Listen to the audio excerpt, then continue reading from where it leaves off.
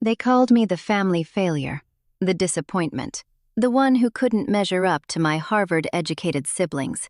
For 34 years, I sat at the corner of my family's table, literally the corner seat, the one closest to the kitchen, where you could disappear without anyone noticing. My brother, the corporate lawyer. My sister, the celebrity plastic surgeon. My younger brother, the tech millionaire. And me, an editorial assistant at a publishing house nobody's ever heard of. Every Sunday dinner, they'd remind me exactly what I was: mediocre. That's the word my mother used. Mediocre. While they were building empires, I was doing something they considered worthless. I was visiting our grandmother. Every single week for 8 years, I showed up at her nursing home, brought cheap flowers, played cards, listened to her stories. I never asked her for money, never expected anything. I just loved her when no one else bothered to. Then she died. And her lawyer walked into our family dinner with documents that made every one of them go silent. $47 million, Manhattan properties, and 35% of my father's company, shares he didn't even know she had. All of it, left to me. The failure, the disappointment, the one they forgot was even there. This is what happened next. My name is Sarah Mitchell. I'm 34 years old. Last Sunday, I sat at my family's dinner table while my brother called me a failure. My sister mocked my career, and my mother asked where they went wrong with me. 20 minutes later, a lawyer walked through the front door carrying documents that would make every single one of them go silent.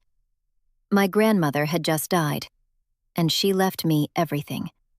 Not some things, not half, everything. $47 million, properties in Manhattan and the Hamptons, and 35% of my father's company, the company he didn't even know she owned a third of. But here's what they didn't know. I never asked her for a cent. I just showed up. Every single week for 8 years, I visited the grandmother they dumped in an expensive nursing home and forgot about. While they were building empires and collecting designer degrees, I was playing cards with an 89-year-old woman who saw me when no one else did. And when she died, she made sure they'd finally see me too. Before I take you back to that dinner table, I need you to do something for me. Hit that like button and subscribe to this channel. Then drop a comment below. Tell me where you're watching from and what time is it there right now. I want to know who's here with me. Now, let me take you back to that Sunday evening, to the moment my family made their biggest mistake. It's 6:47 p.m. on a Sunday. I'm sitting at the far end of my parents' dining table, the spot I've occupied for 34 years. The corner seat, the one closest to the kitchen, the one where you can slip away unnoticed if you need to. My mother, Eleanor Mitchell, calls these gatherings mandatory family dinners, a tradition she's upheld for 2 decades. Not because she loves us, because it looks good. The Mitchells, united every Sunday, gathered around imported china and French wine that costs more than I earn in a month as an editorial assistant. I arrived late. The bus took 40 minutes. That earned me a look from my mother sharp enough to cut glass. "Sarah, you couldn't at least take an Uber?" she whispered as I slid into my seat, her voice that particular blend of sweet and poisonous she's perfected. Arriving sweaty and late is embarrassing. I didn't answer. I learned years ago that defending myself only makes it worse. My brother Marcus is in the middle of a story about his latest courtroom victory. He's a corporate attorney, the kind who defends companies against environmental lawsuits and wins. My father, Robert Mitchell, pounds the table, laughing. "That's my son, ruthless." Victoria, my older sister, chimes in about her newest client, a celebrity who's paying 6 figures for a complete facial reconstruction. The story will run in 3 magazines. She's already seen the advanced layouts. Daniel, my younger brother, tops them both. His tech startup just secured $5 million in international funding. $5 million. He says it casually, like it's nothing. The conversation flows around me like I'm a piece of furniture. I cut my turkey into small bites, chew slowly, stare at my plate. This is normal. This is every Sunday for the past 15 years. Then Marcus, maybe because the wine's gone to his head, maybe just because he's bored, decides to include me. And you, Sarah? He leans back in his chair, swirling his wine. Still at that secretary job? The way he says secretary drips with condescension. Editorial assistant, I correct quietly. Ah, right, sorry. Editorial assistant at a publisher nobody's ever heard of, he grins. Victoria laughs. Seriously, little sister, when are you going to do something real with your life? I grip my fork tighter, breathe slowly through my nose. I like what I do. Liking something doesn't pay bills. My father cuts in, his deep voice filling the room the way it always does. He's the kind of man who's never spoken when he can dominate. Look at your siblings. They didn't choose careers because they liked them. They chose success, ambition. You could learn something from them. My mother shakes her head, that dramatic gesture she perfected in her charity circuit days. I simply don't understand where we went wrong with you, Sarah. Same upbringing, same opportunities, but you insist on being... She pauses, lets the word hover. Mediocre. Mediocre. The word hangs in the air like smoke. I feel the familiar burn behind my eyes, but I won't cry. Not here. Not in front of them. Not anymore. At least you didn't marry that loser who left you, Victoria adds, as if she's doing me a favor. Imagine the embarrassment that would have been. They all laugh. Even Daniel, who usually stays quiet, lets out a small chuckle. They're talking about James, my ex-fiancé who canceled our wedding 3 weeks before the ceremony. Said he wasn't ready for commitment. Then married someone else 6 months later. The humiliation still sits in my chest like a stone, 3 years later. I'm about to make an excuse, headache, work emergency, anything, when the doorbell rings. Eleanor frowns. Who would that be at this hour? We're not expecting anyone. The housekeeper goes to answer, returns looking confused. There's a gentleman here. Says he needs to speak with Miss Sarah. Says it's urgent. Every head turns toward me. I'm just as confused as they are. I'm not expecting anyone. Well, we're not letting dinner get cold because of your unexpected visitors, Eleanor says, irritated. Go handle it. Quickly. I stand, my heart beating faster than it should. When I reach the foyer, I see a man in an immaculate suit, leather briefcase in hand, expression professional but kind. Miss Sarah Mitchell? Yes? My name is Richard Thornton. I'm your grandmother, Dorothy Mitchell's attorney. He pauses. I'm very sorry to inform you that she passed away last night. Peacefully, in her sleep. The world stops. Dorothy. My grandmother. The only person in the entire Mitchell family who actually saw me, heard me, valued me. I was with her 3 days ago, bringing the oatmeal cookies she loved, listening to stories about life in the 1950s. She seemed fine. Tired, but fine. I didn't know she was sick. I whisper, tears already blurring my vision. It was sudden, but without suffering. She left very specific instructions. I need to speak with you and the rest of your family. It's about her will. I wipe my eyes. Of course. They're having dinner. Come in. When I return to the dining room with Richard Thornton behind me, the conversation stops immediately. Robert stands, already taking control the way he always does. What's going on here? Good evening, Richard says calmly, his voice filling the room with natural authority. I apologize for interrupting your dinner, but I have important news. Dorothy Mitchell passed away last night. There's a beat of silence. Eleanor presses her hand to her chest in a theatrical gesture. Oh no, poor Mama. But her voice lacks real emotion. It's the kind of performative grief you're expected to display. Marcus is the first to ask the question everyone's thinking. You said something about a will? Richard opens his briefcase. Yes, as the executor of Dorothy Mitchell's estate, I'm here to inform you of her final wishes. She was very specific about when and how this should be communicated.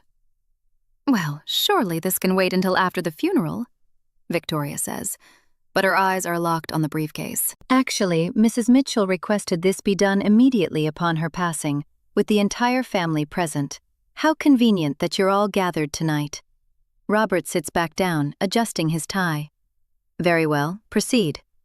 Richard removes several documents. Dorothy Mitchell possessed considerable assets. These include the property on Fifth Avenue, a country home in the Hamptons, an investment portfolio valued at approximately $47 million, and 35% of the shares in Mitchell Construction, shares that her late husband gave her during his lifetime, but which she kept confidential for decades. Robert goes pale.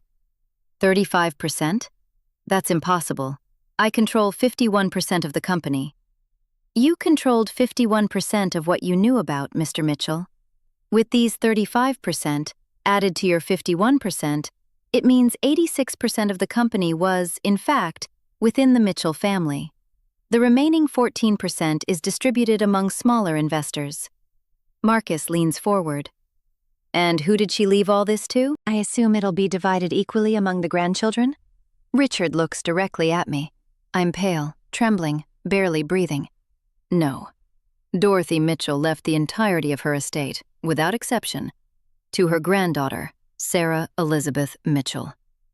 The silence that follows is deafening. Eleanor is the first to react, her voice climbing an octave. That's absurd. There must be some mistake. Mama would never do this. There's no mistake, ma'am. The will was drafted 4 years ago, reviewed annually, always maintaining the same provisions.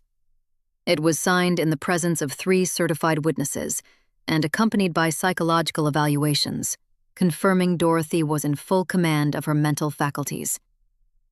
Richard keeps his tone professional, but there's a hint of satisfaction in his voice. He clearly knows what kind of family he's dealing with. Robert stands abruptly, his chair scraping the floor. This is manipulation.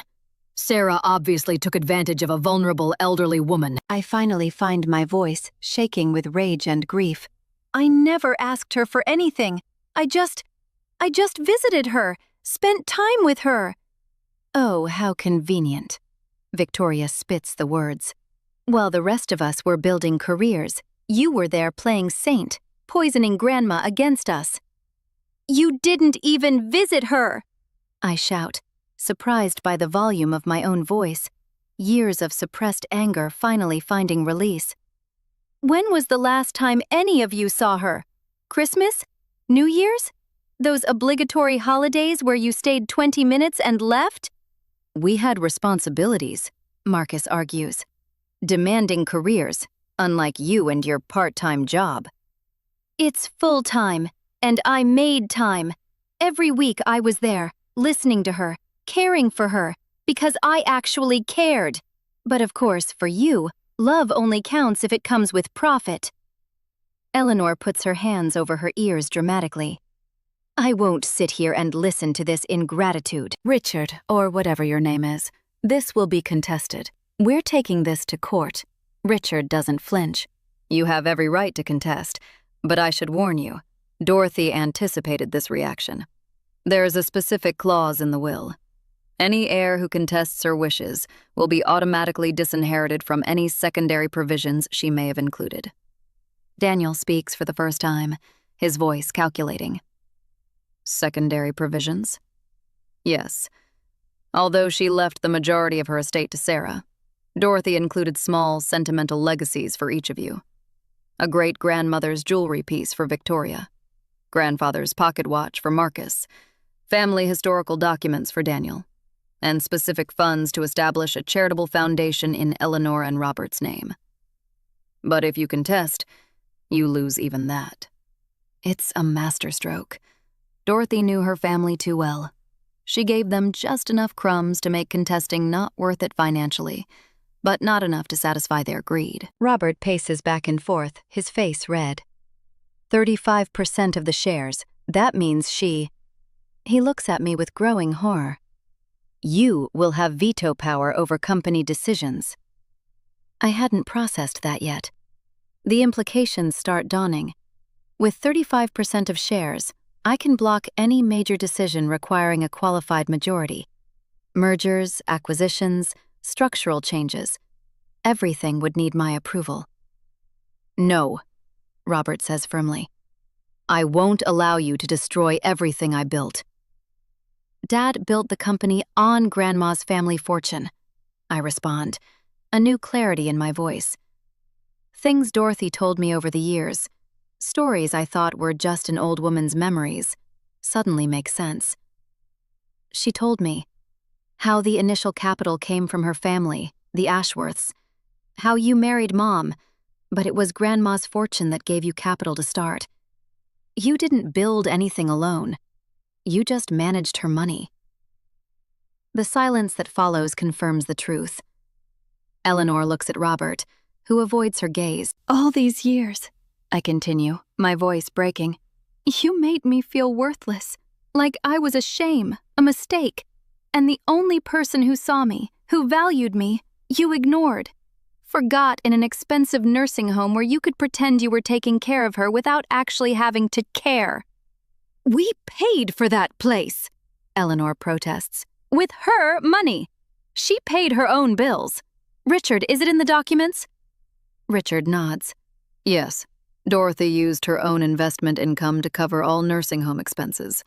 The Mitchell family did not contribute financially. Victoria lets out a bitter laugh. So it was all a setup. Poor little Sarah, so mistreated, while she was planning all of this. I didn't know! I scream, tears streaming. I never talked about money with her. I didn't even know she had this much. She lived in that modest place, wore simple clothes. I thought she only had Grandpa's pension. Richard intervenes gently. If I may, Miss Sarah. Dorothy told me that was exactly the reason. She lived modestly on purpose, to see who would visit her without financial interest. And in 8 years, only you showed up consistently. Marcus slams his fist on the table. This is ridiculous. We'll contest, clause or no clause. No judge will accept that an 89-year-old woman was competent to make such a drastic decision. She anticipated that too, Richard says calmly, pulling out another document. Here are annual psychological evaluations from the past 4 years, all attesting to complete mental capacity. There are also videos. Videos? Eleanor asks weakly.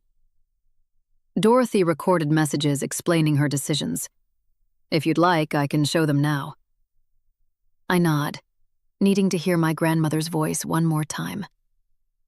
Richard connects a laptop to the large television in the dining room. Dorothy's image appears, sitting in her favorite armchair at the nursing home, a blue shawl around her shoulders. She looks smaller than I remember, more fragile, but her eyes are alert and determined. If you're watching this, Dorothy's voice fills the room. It's because I'm already gone. And I imagine some of you aren't happy with my decisions. She smiles slightly. Robert, my son, I loved you. But I also saw what you became. Greedy, cold, measuring people's worth by the size of their bank accounts. Eleanor, you're brilliant in society, but you forgot what real family means. Marcus, Victoria, Daniel, you're products of your parents' values, and that saddens me. The camera zooms closer to Dorothy's face. But Sarah, my sweet Sarah, you called her a failure, but she's the only one who achieved something money can't buy. Humanity. She showed up every week, sometimes twice, just to keep me company. She brought cheap flowers from the market because she knew I loved freshness, not luxury. She played cards with me for hours. She listened to my old stories without looking at her phone, without rushing to leave. I'm sobbing watching this. She never asked for anything. Not once. And when I offered to pay for dinner, help with rent, she refused. Said she wasn't visiting me for money, but because she loved me. So I decided. The money this family values so much will go to the only person who proved she didn't need it to be good. Dorothy looks directly at the camera, as if she can see through time. If you're thinking about contesting, about fighting over this, ask yourselves, when was the last time you visited me? When was the last time you called just to see how I was? When was the last time you chose love over profit? The video ends. The room stays silent. Eleanor is crying, but I'm not sure if it's from regret or anger. Robert is frozen, staring at nothing. Marcus, Victoria, and Daniel look like scolded children, which, in a way, is exactly what they are. I wipe my tears. I don't want to fight. I don't want to destroy the family or the company, but I'm also not going to apologize for having truly loved Grandma. Very touching, Victoria says bitterly. Easy to be magnanimous when you just won $47 million. You think this is about money? I turn to her, my voice steady.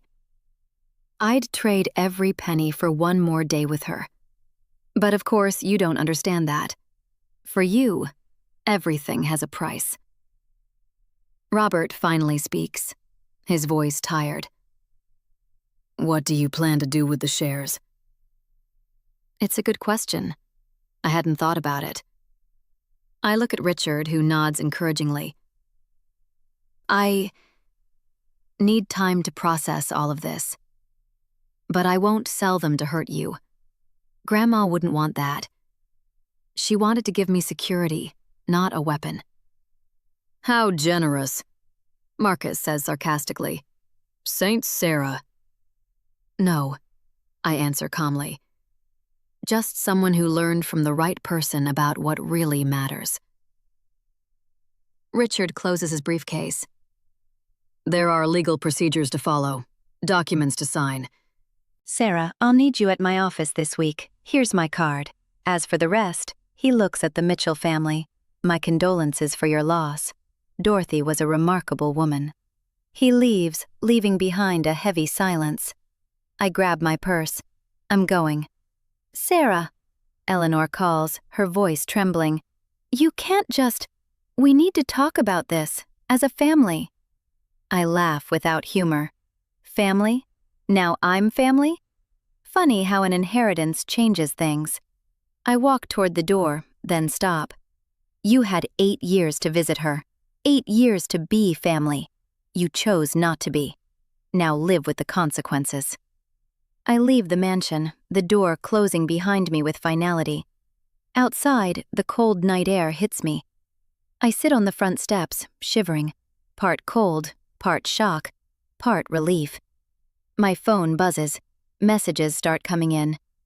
Marcus, we need to talk about the company. Victoria, don't be childish. This affects all of us. Daniel, can we make a deal? I block all of them. For tonight, I just need to breathe. I think about Dorothy, about her final moments. Alone? With kind nurses? I should have been there. The guilt squeezes my chest, but then I remember her words. When my time comes, I want to go in peace, knowing I loved and was loved. You gave me that, dear. The tears come again, but this time they're different. Not humiliation or anger. Grief, gratitude, and a love that never needed legal documents to be real. I look back at the lit mansion where my family is probably planning, scheming, trying to find legal loopholes. I think about all the years I spent wanting their approval, wanting to be seen, valued. Now I am. But not the way they wanted, and that makes all the difference. I need to pause here for a second. That moment, sitting on those cold steps while my family plotted inside, was when I realized something. They didn't love me more now. They feared me more. And fear dressed up as respect is still just fear. If you've ever been the invisible one in your family until you had something they wanted, drop "seen" in the comments. And if you think my family is about to learn a lesson they'll never forget, type "justice." Subscribe if you haven't already, because what happens next? The first board meeting. And let me tell you, watching my father's face when I used those shares, even I didn't see that coming. 3 months pass like a blur of lawyers, documents, and impossible decisions. I move out of my cramped one-bedroom apartment into something larger, but nothing extravagant. I'm not ready for the Hamptons house or the Fifth Avenue penthouse. Those places carry memories of a grandmother I want to honor properly first. The first board meeting of Mitchell Construction after the will reading is scheduled for a Thursday morning. I arrive 15 minutes early, wearing a new suit. Nothing designer like Victoria wears, but professional enough to be taken seriously. Richard Thornton accompanies me as legal counsel. Robert is already there, along with Marcus and the other minority shareholders. When I walk in, conversations stop. I can feel eyes evaluating, judging, speculating. "Miss Mitchell." One of the older shareholders, Mr. Chen, stands and offers his hand. "My condolences about Dorothy. She was a formidable woman." "Thank you," I say softly, shaking his hand. "She spoke very highly of you." Robert starts the meeting with rigid formality, as if I'm just another shareholder and not his daughter. There's a proposal on the table, a merger with a rival company that would double the size of Mitchell Construction, but also requires significant layoffs and a shift in focus from residential projects to large-scale commercial development. It's the kind of decision that requires 75% shareholder approval. With Robert's 51% and some of the minority stakeholders, he has the votes, except for my 35%, which can block everything. "This is a once-in-a-lifetime opportunity." Robert presents the numbers, projections, benefits. He's convincing, I have to admit. "It would position us as market leaders in the region." Marcus adds data about projected profit, return on investment. It's all very impressive on paper. When it's my turn to speak, all eyes turn to me. I can feel the expectation, the tension. Robert expects a yes, or at least he's prepared to intimidate me into one. "I read the proposal," I begin, my voice steadier than I expected. "The numbers are good. But I have questions." "Of course," Robert says tightly. "The layoffs. How many families will be affected?" Marcus flips through documents. "Approximately 230 positions will be eliminated due to redundancy." 230 families without income, I repeat. And the residential projects that will be canceled? Communities that were counting on affordable housing? Robert sighs, impatient. "Sarah, business requires difficult decisions. We can't be sentimental." Was Grandma sentimental? I ask calmly. When she invested in this company, when she gave Grandpa the initial capital, was it from greed, or because she believed in building homes for families? "The world has changed," Robert argues. "But values don't have to change," I respond. I look at Richard, who nods encouragingly. "My vote is no on this specific merger, unless we revise the terms to include employee protections and a commitment to maintain at least 40% of operations focused on affordable residential projects." The silence in the room is absolute. Robert is red, the veins in his neck bulging. "You have no business experience. You can't just—" "I have 35% of the shares," I interrupt, surprised by my own courage. "And according to the company bylaws that I read very carefully over the past few weeks, that gives me exactly that power. I can veto or approve with conditions." Mr. Chen leans forward, interested. "What kind of protections are you proposing?" I take a deep breath. I worked on this with Richard and some consultants he recommended. 6-month severance packages for laid-off employees, professional relocation assistance, and hiring priority when the company expands again. As for residential projects, we'll honor existing contracts and allocate 40% of new developments to middle-income housing. Another shareholder, Mrs. Rodriguez, speaks up. "That's not entirely unrealistic. Could even be good for public relations. Corporate social responsibility is trending." Robert looks betrayed. "You can't be seriously considering this." Actually, Mr. Chen says thoughtfully, it could work. The numbers are still good, just not as aggressively profitable, but sustainable long-term and without the bad publicity of mass layoffs. The discussion extends for hours. Eventually, a revised version of the merger is proposed, incorporating Sarah's conditions with small adjustments. The vote happens, 89% in favor, including my 35%. When the meeting ends, Robert pulls me aside. You made me look weak in front of the shareholders. I did what Grandma would have done, I respond calmly, and it worked. You have no idea what you're doing, he hisses. Then teach me, I challenge him, surprising us both. You're my father. Instead of treating me like an enemy, you could teach me how business works. Really teach me. Not just the numbers, the human part too. Robert stares at me, confused. He expected war, not this. Or, I continue, we can keep fighting. You can spend fortunes trying to contest the will, and we can destroy what Grandma and Grandpa built together. Your choice. I leave before he can respond, but I've planted a seed. Change doesn't happen overnight, but it starts with small cracks in the foundation. In the following months, I establish a routine.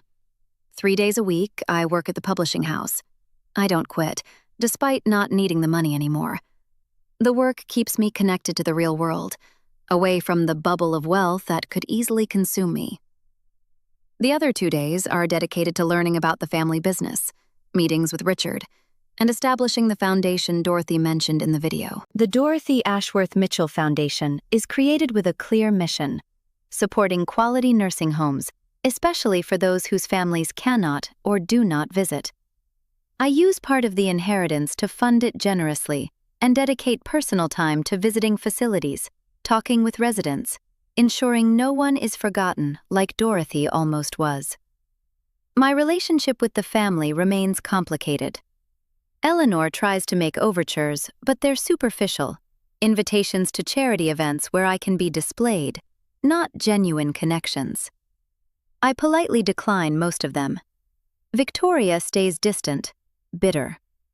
In a rare moment of honesty during a chance encounter at a coffee shop, she admits, I can't just forget that Grandma chose you over me. It makes everything I've built seem empty. I consider her words carefully. She didn't choose against you. She chose for me. There's a difference. And it's not too late to figure out who you are beyond celebrity surgeon. It's a small moment, not reconciliation, but perhaps the beginning of understanding. Marcus is more pragmatic. He recognizes my power and, in the absence of affection, seeks professional partnership. We work together on some legal cases involving the company, and I discover I have good intuition for people, something useful in negotiations. We're not close, but we develop mutual professional respect. Daniel surprises me. 3 months after the will reading, he shows up at my apartment unannounced. Can I come in? He asks, uncomfortable. I let him in, suspicious. We sit in awkward silence until Daniel speaks. I invested heavily in that startup, put everything into it, and it failed last week. I'm broke. Worse than broke. I'm in debt. I wait for the pitch, the request for money. But Daniel just says, I just wanted you to know. Everyone always talked about how I was the success, the brilliant entrepreneur, and you were the failure. But I failed for real, Sarah. And I realized you never failed. You were just living differently. It's the most human thing I've ever heard from any sibling. What are you going to do? I don't know. Start over, I guess. Maybe get a normal job, like you always had? He laughs without humor. Ironic, right? I consider this. The foundation needs someone to manage operations. It doesn't pay millions, but it's honest work and it helps people. Interested? Daniel looks at me, surprised. You'd hire me? After everything? Grandma believed in second chances. I think I can try too. It's not instant forgiveness or restored family unity, but it's a start. 1 year after the will reading, I'm standing at Dorothy's grave. It's the anniversary of her death, and I brought the same cheap market flowers I used to take to the nursing home. Simple, cheerful daisies. "Hi, Grandma," I say softly, kneeling on the grass. "I hope you're proud. I'm trying to do this right. The foundation is helping 150 seniors now. The company is more humane, and I pause. I'm okay. Really okay. For the first time in a long time." The wind rustles the trees around the cemetery. I close my eyes, almost hearing Dorothy's laugh, feeling the squeeze of her wrinkled hand. They still don't fully understand. Mom still invites me to events just to show we're united. Dad still tries to control me in meetings. But I don't need them to understand anymore. You taught me that my worth doesn't come from their approval. I stay there for a long time, just me and the memory of the only person who always saw who I really was. When I finally stand to leave, I notice an elderly woman in a wheelchair being pushed by a young woman. Granddaughter, I presume, by the affectionate way they interact. The young woman adjusts the grandmother's shawl, points to different headstones, clearly telling stories. The elderly woman laughs, the sound carried by the wind. I smile. The cycle continues. Love continues. And in a world so focused on measurable success, these simple human connections remain the true fortune. I walk back to my car, nothing too fancy, but comfortable and reliable, just how I like it. Inside, my phone shows messages from work at the publishing house, reminders about foundation meetings, and a text from Daniel thanking me for the opportunity. I drive through the city, not to the mansion or the luxury apartment I inherited, but to my modest place where I still feel most like myself. Because in the end, Dorothy didn't give me money to change who I was. She gave it to ensure I'd never need to become who they wanted me to be. And that, I finally understand, is the greatest gift of all. 6 months later, I'm sitting in my office at the foundation, a converted brownstone in Brooklyn that Dorothy would have loved. Simple, functional, full of light. Daniel is in the next room, on a call with a nursing home administrator in Queens. He's good at this work. Better than he was at chasing millions. My phone rings. It's my mother. I almost don't answer. But something makes me pick up. "Sarah." Eleanor's voice is different, quieter. "Are you free for lunch? Just us. No agenda, no charity event. Just mother and daughter." I pause. Part of me wants to say no, to protect the peace I built. But another part, the part that still remembers being a little girl who desperately wanted her mother's approval, says, "Okay. When?" "Tomorrow. That little Italian place you used to love." She remembers.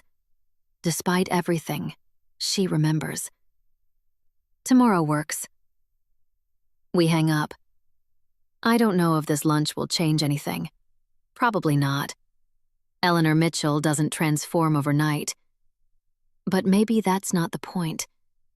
Maybe the point is that I'm strong enough now to show up without needing anything from her. That night, I open my laptop and write an email to Richard Thornton. "Richard, I've been thinking about the Fifth Avenue apartment. I'm not ready to live there, but I don't want it sitting empty. What if we turned it into transitional housing for elderly people whose families have abandoned them? Not a nursing home, just a beautiful place where they can live with dignity, while we help reconnect them with family or find them proper community. Let me know what you think. Sarah." His response comes 20 minutes later. "Dorothy would have loved this idea. Let's make it happen." I close the laptop and look around my small apartment. The furniture is mismatched. The kitchen barely fits one person, and the radiator makes weird noises at night. But it's mine. Chosen, not inherited. On my bookshelf sits a photograph, the only one I have of Dorothy and me together. It was taken at the nursing home 2 years ago, both of us laughing at something I can't even remember now. Her eyes are bright, her hand on mine. Underneath the frame, I've taped a small index card with something she told me once, words I didn't understand then, but live by now. Darling, the people who love you for what you have will leave you when it's gone. The people who love you for who you are will stay through everything. Choose your people wisely. I chose her, and in the end, she chose me back. Not because I was perfect, or successful, or important, but because I showed up. I cared. I loved without agenda. And that, it turns out, was worth $47 million. But more than that, it was worth everything. Thank you for staying with me until the end. If this story hit home for you, if it reminded you that your worth isn't measured by the people who refuse to see it, I want to hear from you. Drop a comment and tell me, are you the overlooked one in your family? Or did this story make you realize there's someone in your life you've been taking for granted? I read every single one. And if you know someone who needs to hear this right now, someone who's been treated like they're not enough by the people who should love them most, share this with them. Hit subscribe and turn on notifications because there are more stories like this one. Check the description below for the next video I think you'll love. I'll see you in the next one. Remember, the people who matter will see you, and the ones who don't, they were never your people to begin with.